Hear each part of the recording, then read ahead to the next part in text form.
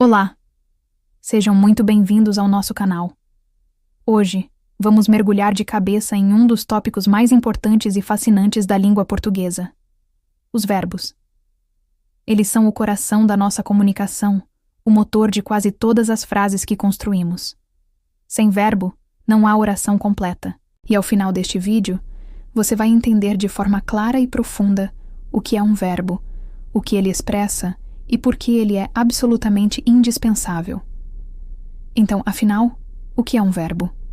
De forma simples, o verbo é a palavra que indica o que está acontecendo. Ele pode expressar uma ação, como quando dizemos que alguém corre ou estuda. Pode expressar um estado, mostrando como alguém é ou está. Pode indicar um fenômeno da natureza, como chover ou ventar. E ainda pode marcar uma ocorrência, um acontecimento, como em nasceu uma nova ideia. Em resumo, o verbo é o centro dinâmico da oração, mostrando o que o sujeito faz, sente ou o que acontece ao redor dele. Na estrutura de uma frase, o verbo tem uma função central. Ele é o núcleo do predicado. Isso significa que é ele quem organiza todo o sentido da oração, conectando o sujeito a tudo o que está sendo dito sobre ele. Pense no verbo como o maestro de uma orquestra. Ele pode estar acompanhado de complementos, adjuntos e até outros verbos, mas é sempre a peça principal. Sem verbo, não temos predicado. E sem predicado, não temos oração. É simples assim. Vamos detalhar os 4 tipos de sentido que um verbo pode expressar. Primeiro, a ação. Isso acontece quando o verbo indica que alguém ou algo está realizando uma atividade física ou mental. Por exemplo, na frase "Ela escreveu uma carta", o verbo escreveu mostra uma ação clara, feita pelo sujeito ela. O segundo tipo é o estado. Aqui, o verbo não mostra uma ação, mas sim uma condição, um sentimento ou uma maneira de ser.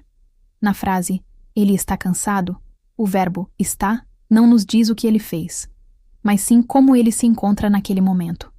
É uma fotografia da sua condição. Temos também os fenômenos da natureza. Alguns verbos, como choveu, nevou ou trovejou, são usados para descrever eventos climáticos. Eles são impessoais, ou seja, não tem um sujeito que pratica a ação. Quando dizemos "hoje choveu bastante", a chuva simplesmente acontece, não há um agente por trás dela. Por último, temos a ocorrência ou acontecimento. São verbos que indicam que algo aconteceu, existiu ou se passou, geralmente de forma neutra. Na frase "aconteceu um acidente", o verbo aconteceu apenas registra que um fato ocorreu, sem descrever a ação direta de alguém específico. Agora, um ponto crucial. Os verbos são palavras que se flexionam.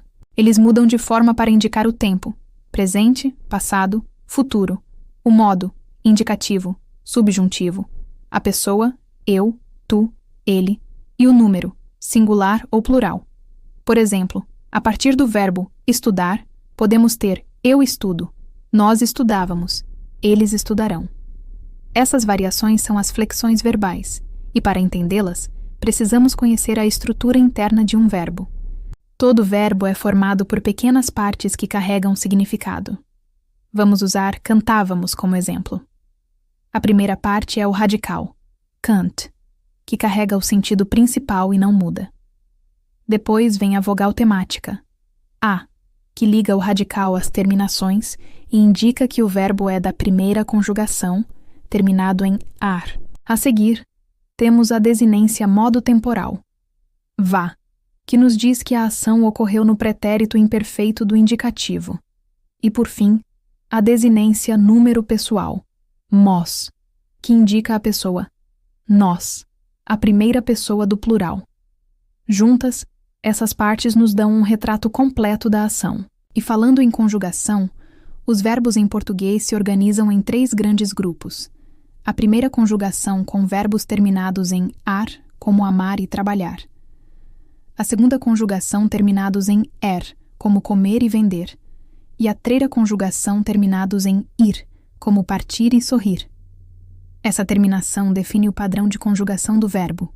Então, para resumir, o verbo expressa a ação, estado, fenômeno ou ocorrência. É o núcleo do predicado. Possui uma estrutura interna com radical, vogal temática e desinências. Flexiona-se em tempo, modo, pessoa e número. E se divide em 3 conjugações. Uma dica final.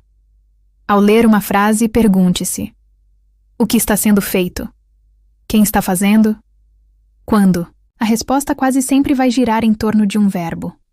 No próximo vídeo, vamos aprofundar ainda mais na estrutura e na conjugação verbal. Se você gostou deste conteúdo, não se esqueça de curtir, se inscrever no canal e ativar as notificações para não perder nada. Salve este vídeo para consultar sempre que precisar e vamos juntos dominar a gramática. Até a próxima!